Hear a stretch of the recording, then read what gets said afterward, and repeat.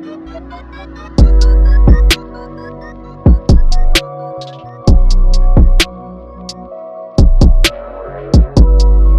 back, Xado Mob, to another video by Frozt. Before we begin, I want you to like, subscribe, comment down below what your favorite type of herb is. Make sure you hit that subscribe button, share it up, make sure everybody else can see this. Topic of this video will be elderberry. You know what I'm saying? It's an herb named elderberry, fruit named elderberry. It's inside of the honeysuckle family. Medicinal uses.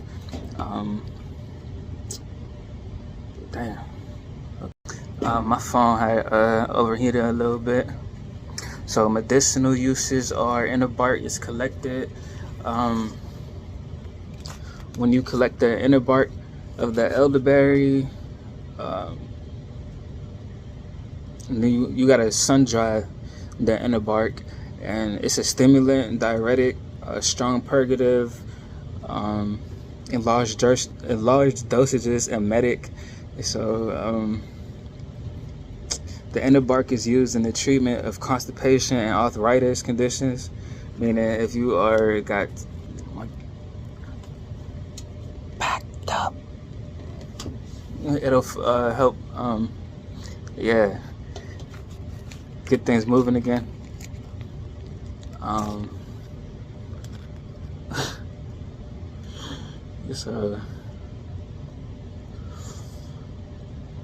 The leaves can be used fresh or dry. They are purgative, but more nauseous than the bark.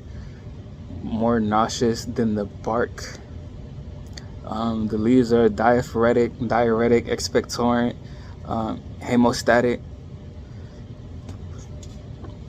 And the juice, the elderberry juice, yummy. This juice is good. Everybody loves juice. Juice.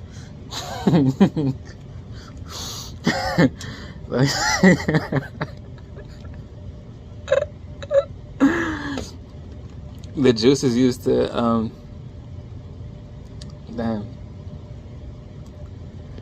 the juice is said to be good for inflamed eyes.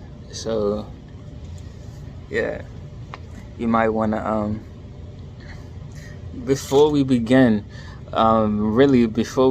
for real, I would like to say I don't take no responsibility for your actions to implement this inside your life and apply this to your conditions. And I am not a doctor, and I do not require listening to this without a doctor's assistant. I suggest you go checked out by a primary care physician or your local clinic and ask if this information is viable for you. Use at your own discretion. And this is the official warning before you actually try to mess yourself up or try to self-heal yourself based on some information you read on the internet that may or may not be okay or safe to use for you. What works for somebody else may not work for you. All right, it's the official disclaimer.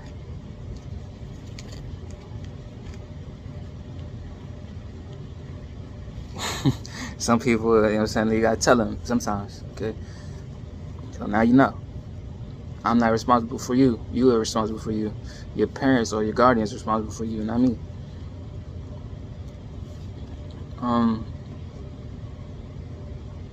An ointment is made from the leaves. Okay.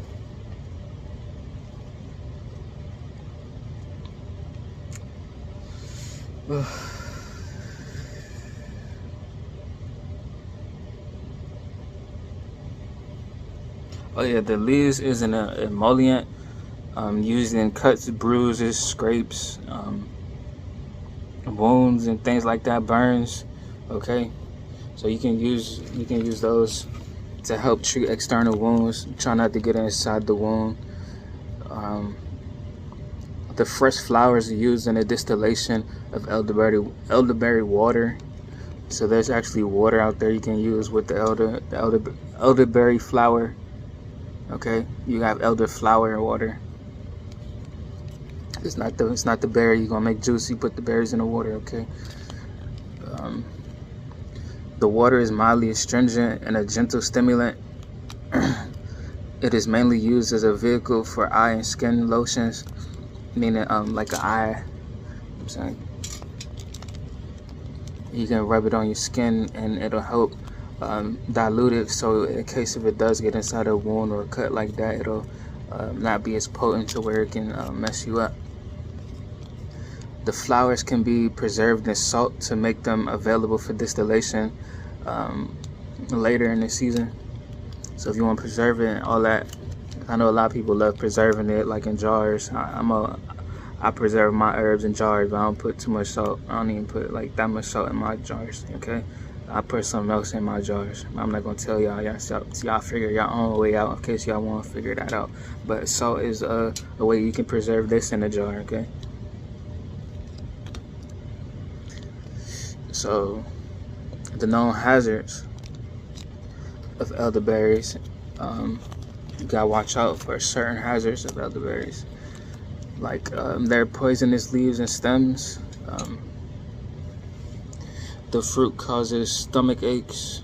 Any toxins, any toxin a fruit might contain is liable to be a very low toxicity. The toxins are destroyed when you cook them, okay?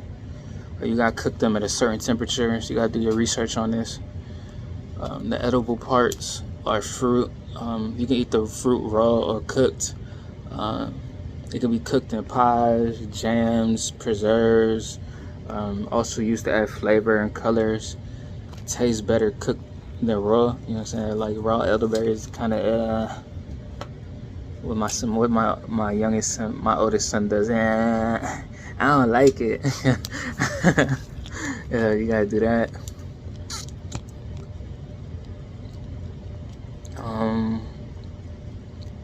Elderberries can be used to make wines. As mentioned, it's juice. You can make a juice out of it. You can make a wine out of it. So, flowers you can use raw or cooked. Can be dried. The flowers are crisp and somewhat juicy.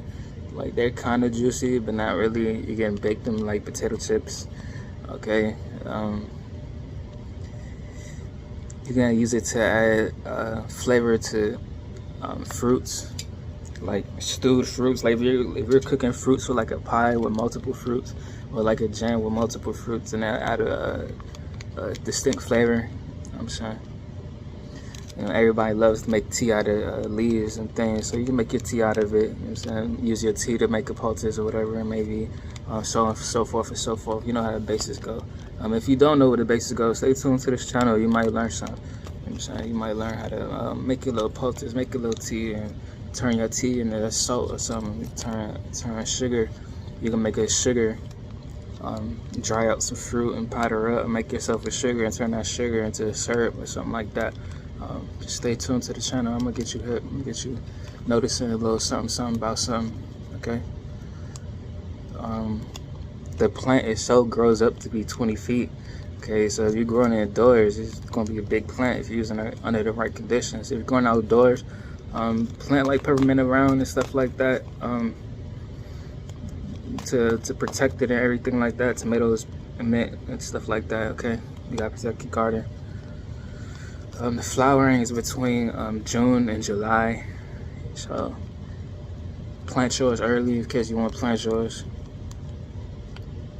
It's a deciduous shrub.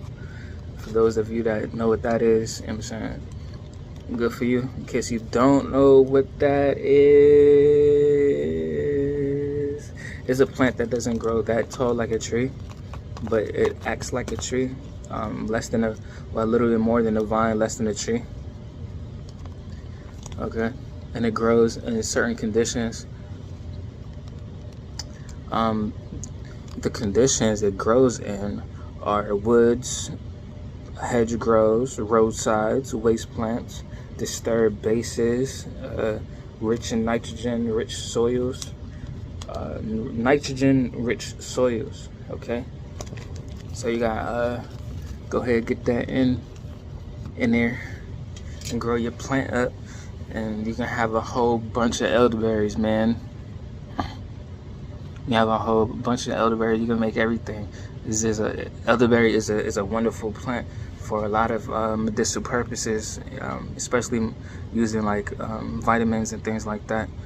Okay, so you might want to get you some as soon as possible. Elderberry with the sea moss in there, man. Okay, it's power fruit. Get you healthy a little bit. See a little bit different life, you know what I'm saying? But that's that video, man. Kai Frost, sign it off. Like I always say, nothing in this life, nothing on this planet, nothing on this earth is permanent. Everything's temporary, you know what I'm saying? We do not own anything. Nothing. Okay? No, we here to observe. We're here to experiment, then put down, live and let die, let go. Okay? We okay. We are more than what they say we are. We are more than what we feel we are. We are more than what we think we are. We are more than what we say we are. We are more than what they feel we are. We are more than what they think we are. Okay? Kai Frost, sign it up.